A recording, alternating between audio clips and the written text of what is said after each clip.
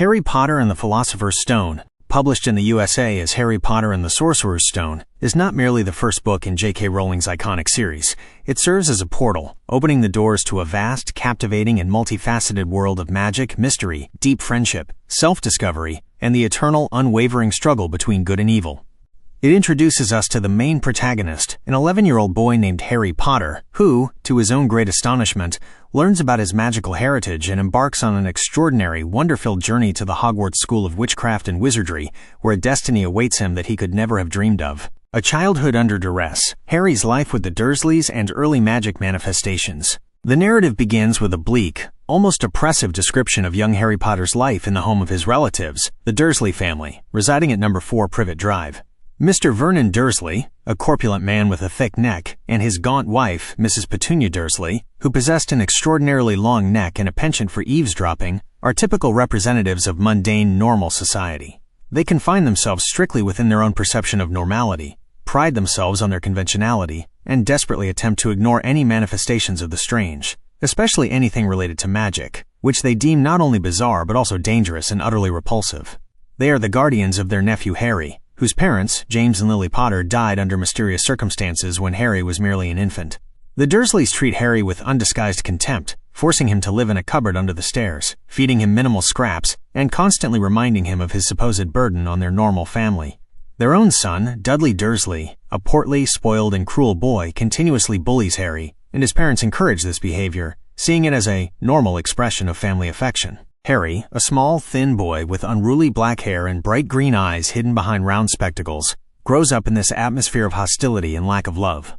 He frequently notices odd occurrences around him which, unbeknownst to him, are manifestations of his innate magic. His hair quickly regrows after a dreadful haircut, he can teleport onto the school roof when fleeing Dudley and his gang, or make the glass disappear from a snake's enclosure by seemingly talking to it.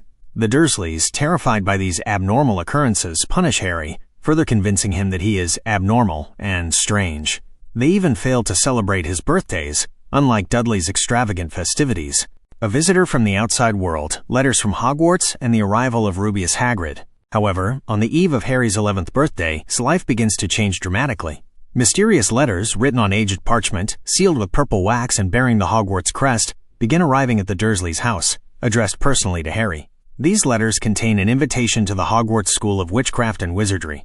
Upon seeing these peculiar envelopes, the Dursleys are filled with dread. Their normality and illusion of control over Harry's life are threatened. Mr. Dursley, in a desperate attempt to prevent Harry's contact with the magical world, boards up doors, windows, and even the chimney. But the letters continue to appear in ever-increasing numbers. They pour out of the chimney by the thousands, slide under doors, appear in milk bottles, and even inside eggs. This drives the Dursleys to a state of genuine nervous breakdown. In a panic, trying to escape these enigmatic messages, the Dursley family flees their home, moving from one place to another until they finally end up in a remote, derelict shack on a rock in the middle of the sea, hoping that there they will be safe from the wizarding world. But even there, on that stormy night on Harry's 11th birthday, the most significant event occurs.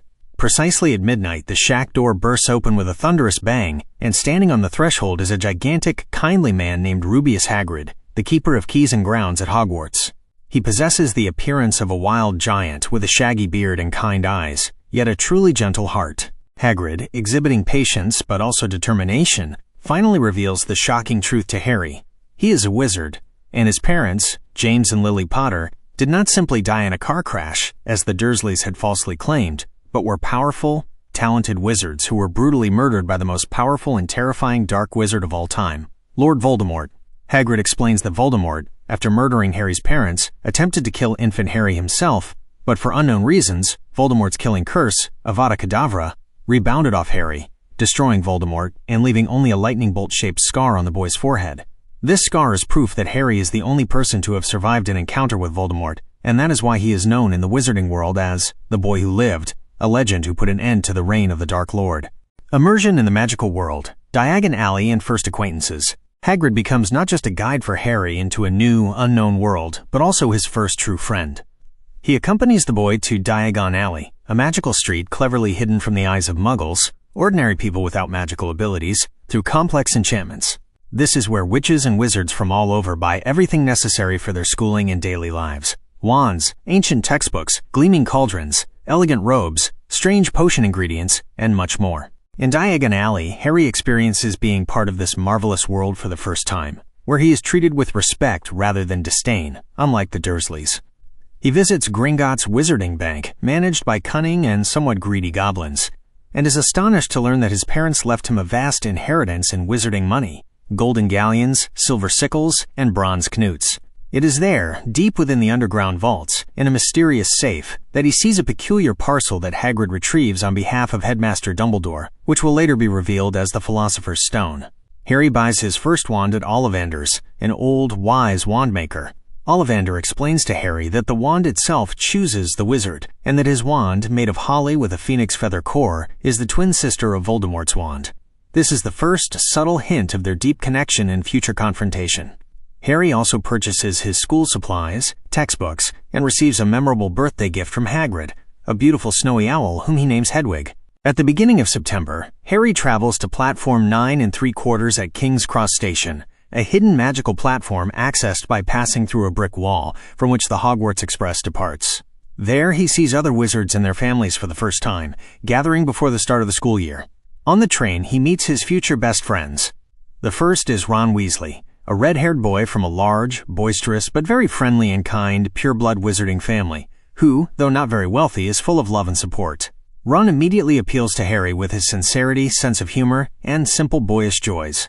Later, they are joined by Hermione Granger, an exceptionally intelligent, diligent, and somewhat bossy girl from a Muggle family, who has already read all her textbooks and is not shy about demonstrating her knowledge.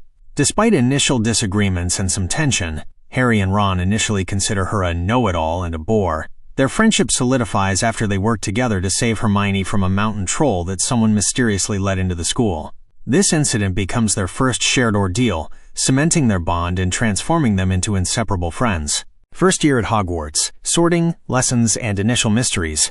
Upon arriving at Hogwarts, a magnificent ancient castle perched on a cliff, the first-year students undergo the important sorting ceremony. During this ceremony, an ancient magical artifact, the Sorting Hat, determines which of the 4 houses each student will belong to.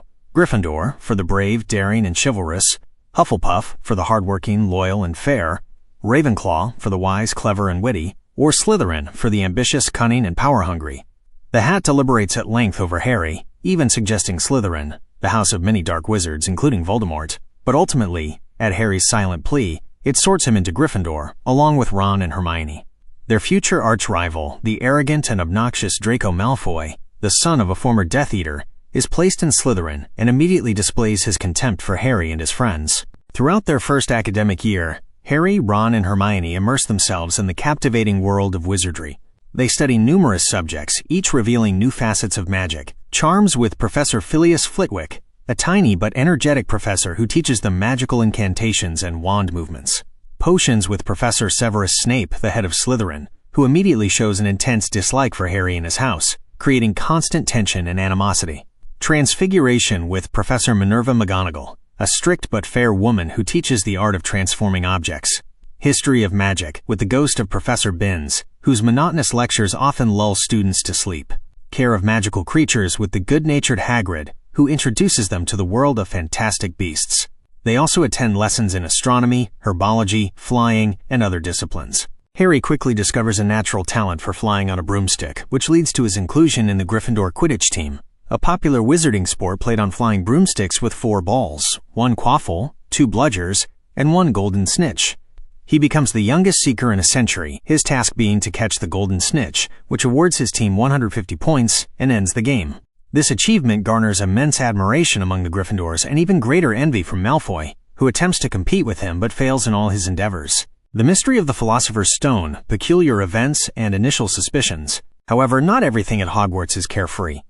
From the very beginning, Harry and his friends notice peculiar behavior from certain professors and a series of mysterious events.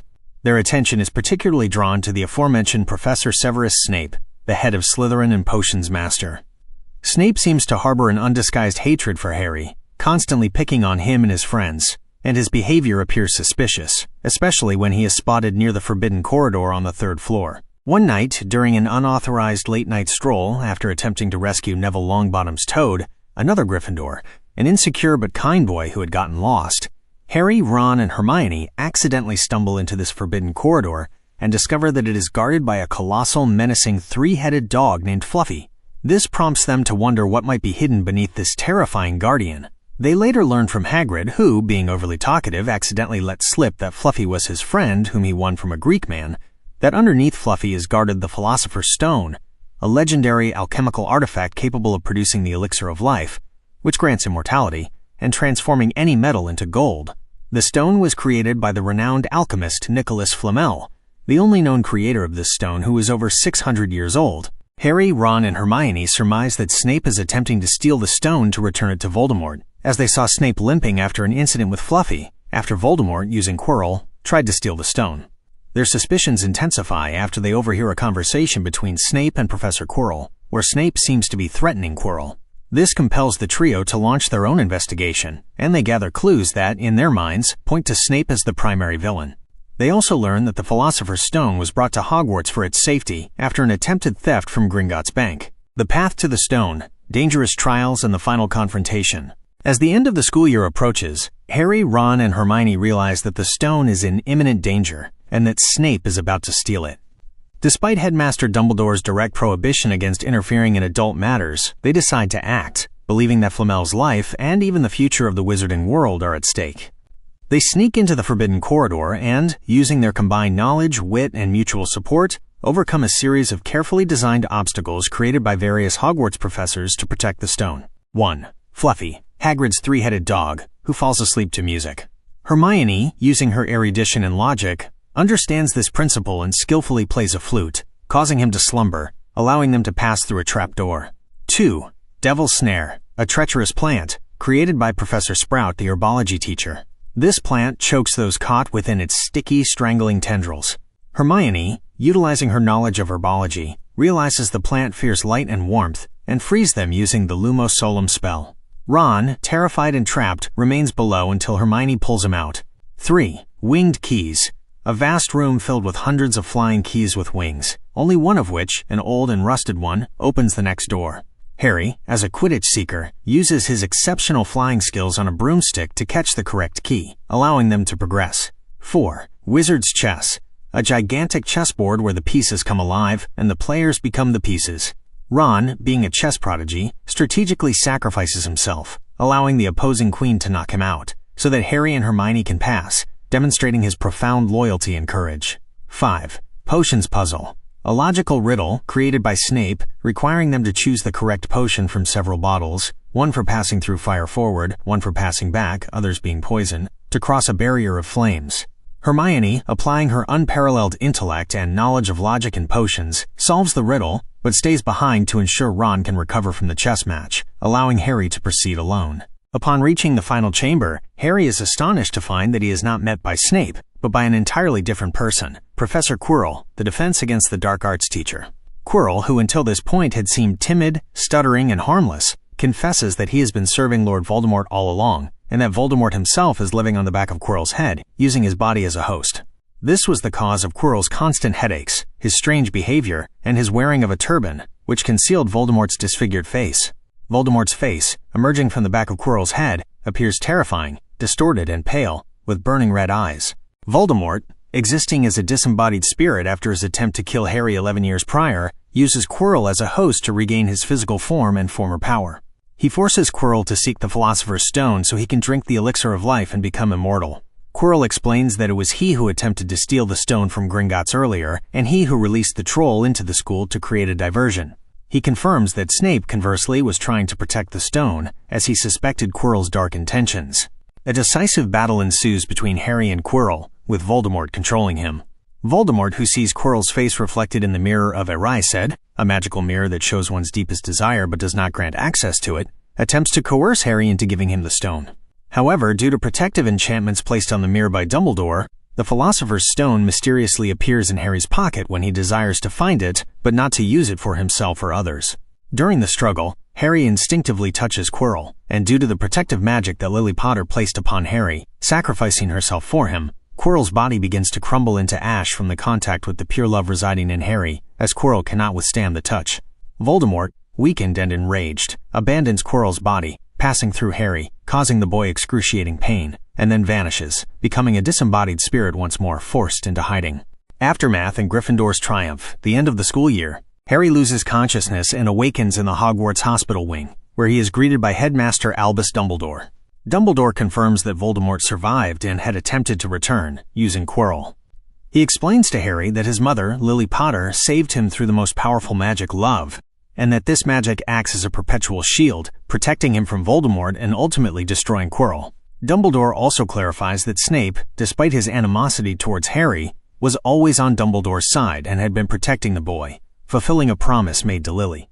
The Philosopher's Stone was destroyed by mutual agreement between Nicholas Flamel and Dumbledore to prevent any further attempts to steal it and to eliminate the immense danger it posed to the world. Dumbledore also helps Harry understand that his scar is not merely a wound, but proof of a deep connection to Voldemort, implying that their struggle is far from over. At the end of the school year, a grand leaving feast and the traditional House Cup ceremony take place. Slytherin traditionally leads in house points throughout the year, far ahead of the other houses. However, at the end of the ceremony, Dumbledore decides to award additional points, 50 points each to Ron and Hermione for their cleverness and logical thinking in overcoming the obstacles, and 60 points to Harry for his outstanding courage, bringing Gryffindor neck and neck with Slytherin. And finally, a crucial 10 points are awarded to Neville Longbottom for his bravery in daring to stand up to his friends for what was right, which allows Gryffindor to snatch the House Cup, causing immense jubilation among the Gryffindor students and teachers, and breaking Slytherin's long-standing dominance for the first time in many years. Harry Potter and the Philosopher's Stone concludes with Harry's return to the Dursleys for the summer holidays. However, he is no longer the lonely and timid boy he once was. He now knows that he has true friends, a real home at Hogwarts, and a sense of belonging to a magical world he never knew existed. He realizes that his life has changed forever, and that new adventures, trials, and battles against evil await him. This book not only introduces us to a wondrous, intricately detailed world of magic, but also lays a strong foundation for the subsequent 7 volumes, presenting the main characters, key magical concepts, and the central conflict that will determine Harry's destiny and the fate of the entire wizarding world. The confrontation between good and evil embodied by Harry Potter and Lord Voldemort. It is a profound story of self-sacrifice, loyalty, self-discovery, accepting one's destiny, and the enduring power of love that is capable of conquering even the darkest evil. Would you like to delve deeper into any specific aspects of this first book, or perhaps discuss its broader impact on the subsequent installments of the series?